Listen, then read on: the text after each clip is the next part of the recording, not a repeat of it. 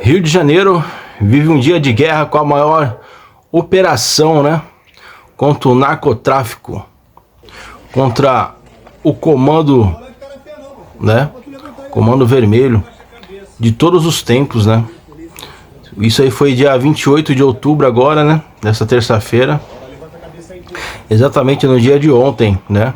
E eu dando uma olhada aqui, eu vi quantas pessoas eles capturaram, né, quantos elementos eles capturaram, mas também quanto eles aniquilaram, né? Isso já passa a mais de 60 corpos, né? E você vê que lá no Complexo da Penha eles foram achando corpos e foram estendendo um a um na verdadeira praça de exposição de corpos. Você vê como foi tão tamanha, né? Mas o que impressiona mais é como a criminalidade já está preparada. A gente está acostumado a ver fuzis, né? Muito fuzil. Eles têm aquelas armas de sniper, que é com uma luneta em cima, né? Como se fosse atirador de elite, né? Aqueles tiros precisos de longa distância, né? Aquela arma de sniper, né? E também eles estão tendo auxílio agora de drones. Você vê que drones estão carregando granadas na ponta dos drones, coisa que a polícia não está autorizada a usar.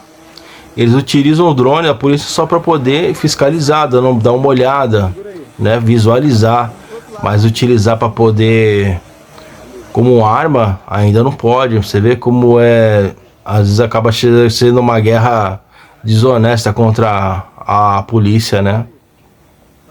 E aquilo a gente estava vendo aquele Bruno, um rapaz que mora dentro do complexo mesmo e tira fotos, né?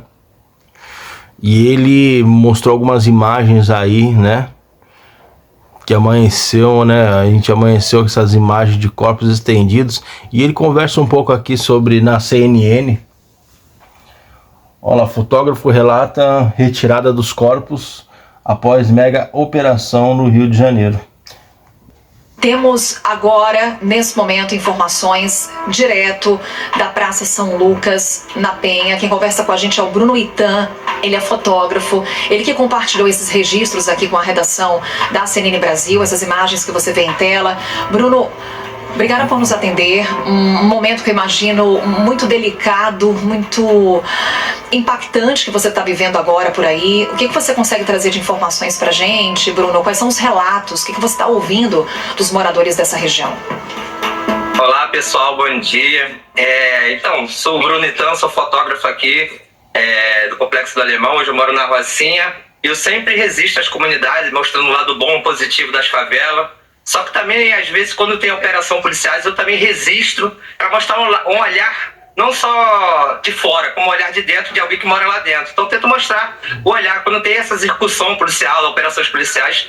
Eu já fiz muitas, já fiz diversas, inclusive fiz aquela última, que até então tinha sido a mais letal da história do Rio de Janeiro, que foi no Jacarezinho, na favela Jacarezinho, onde morreram 29 pessoas. Mas eu nunca vi nada igual que está acontecendo aqui hoje. Aqui atrás de mim está agora, acabaram de chegar 5...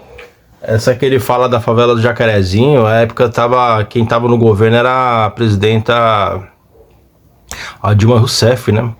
Ela liberou alguns carros para poder ajudar, né, a polícia, né? Dessa vez foi diferente, né? O governo Lula aqui parece que não se interessou tanto, né, em dar esse apoio, essa ajuda para a polícia, né? Por isso que eles tiveram mais dificuldades, né? E acabou fazendo o quê? Finalizando 4 mortos ao lado da polícia, né? 37 corpos que estão aqui atrás de mim. Isso tudo são os moradores que vão atrás na comunidade buscar os corpos. Tem um acesso entre o Complexo do Alemão e o Complexo da Penha, tem uma mata que se chama Serra da Misericórdia. A maioria desses corpos estavam lá, jogados lá. Então os próprios familiares foram lá, né, resgataram esses corpos e trouxeram para cá. Para as pessoas mesmo se identificarem, os familiares identificados, porque tem alguns que ficaram totalmente desconfigurados, tem corpos que não dá para reconhecer, então é um dia muito difícil. Os moradores aqui estão vivendo um dia de luto como eu nunca vi, então tento registrar através da fotografia, levar para as pessoas as informações de pessoas que vivem aqui dentro, como eu, e sente isso como outras vezes a gente sentiu, né? Mas eu acho que dessa vez foi um impacto, foi muito forte, nunca vi isso na minha vida, e tá num dia muito difícil para os moradores aqui, a pressão, a tensão, às vezes a gente ainda escuta alguns tiros lá para dentro, então ainda tem muitos corpos que não chegaram aqui, então provavelmente esse número de 64 provavelmente vai dobrar, e eu acho que a gente está à beira de uma das maiores mortes que pode até superar a chacina do Carandiru. Eu acho que o que está acontecendo aqui é algo inédito. Bruno, você destaca pra gente que chegou a ouvir nesta quarta-feira tiros nessa região. Você tem detalhes com relação à presença de agentes ainda nessa área da cidade? A gente sabe que tem agentes dentro da comunidade. E só não sabemos por onde eles estão, mas sabemos que tem agentes dentro da comunidade. E às vezes saem relatos de tiro, a gente ainda dá para escutar aqui por perto e tal. A gente está agora na Vila Cruzeiro, no Complexo da Penha. Aqui não é o Complexo do Alemão, tem o Complexo do Alemão e o Complexo da Penha. São duas favelas vizinhas, mas o que separa ela é uma mata. Então é nessa área de mata que ainda está tendo alguns tiros e alguns confrontos, entendeu? Inclusive, Bruno, a gente... É isso aí, você vê a verdadeira guerra civil, né? Quanto o narcotráfico, né, meu? Parece que esse governo atual tá mais interessado em ajudar ditador aí, né? Ditadores de outros países aí, né? A gente já tá meio que maduro de saber, né? Quem que é o ditador, a gente não precisa nem citar aqui, que a gente já tá, né? Já estamos vendo direto aí nas notícias. E o Rio de Janeiro aí, ó, gritando. Famílias aí inocentes, né? Porque cada tiro que sai de um fuzil, tanto de um bandido, aquele tiro que sai, aquele traçante que voa, se ele subiu, a bala vai ter que descer. E misericórdia.